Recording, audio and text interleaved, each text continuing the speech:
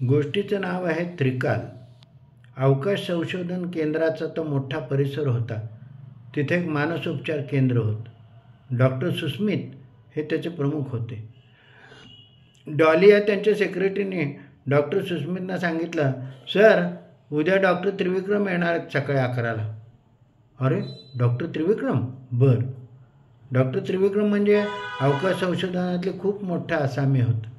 तसे ते तरुणच होते, 30 वर्षाचे, पण अखंड संशोधन त्यांचं चालत असायचं. दुसऱ्या दिवशी डॉक्टर त्रिविक्रम आले.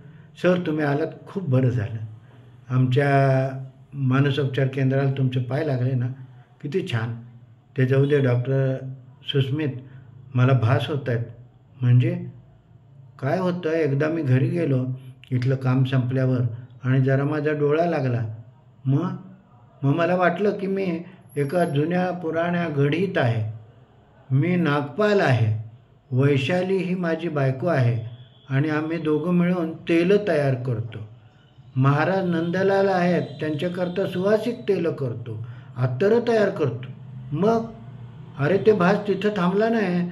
मी कामावर आल्यावर सुद्धा मला वाटायला लागलं की मी नंदलालच आहे. माझी सेक्रेटरी आहे ना ती सॅली, ती वैशाली आहे. मी तिला एकदा हाक पण मारली, हे वैशाली, ती चकितच झाली. मग डॉक्टर सुस्मितने त्यांना काही गोळ्या दिल्या आणि 8 दिवस बघू म्हटले. 8 दिवस त्याने गोळ्या घातल्या. झोप चांगली लागायला लागली, पण भास काय कमी होईना. परत एकदा ते आले.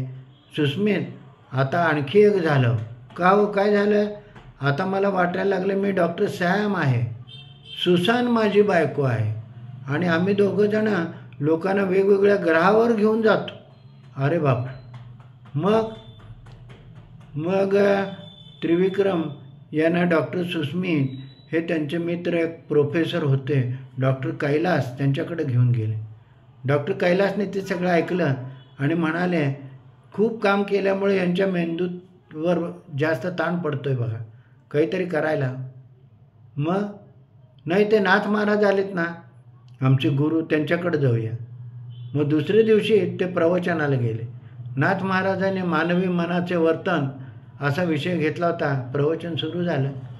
मानवी मन कसं असतं, आपण त्याच्यावर ताबा मिळवू शकतो का, वगैरे. प्रवचन संपल्यानंतर त्यांनी डॉक्टर त्रिविक्रमना बोलावलं आणि त्यांच्या कानामध्ये त्रिपुरारी शंकराचं रूप मनात आणा आणि एक जप करा असं सांगितलं. त्याप्रमाणे त्यांनी चालू केलं. ध्यानामध्ये त्यांचे सगळे विचार कमी झाले. 1 महिन्याने त्यांनी नाथांना फोन केला. नाथांनी शुभम भवतु सांगितलं.